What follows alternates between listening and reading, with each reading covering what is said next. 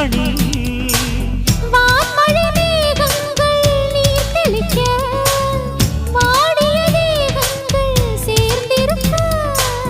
வாலிபராகங்கள் நான் படிக்க நூலிடை தாழாமல் நீ துடிக்க சின்ன பூவை தேன் நிலாவை தொட்டு விளையாட ஆனந்தம் கூடாதோ பாண்டியனின் ராஜ்யத்தில் புயலால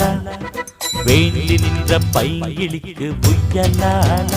கையில் தந்தே கல்யாண மாலை மையல் கொண்டே நான் இந்த வேளை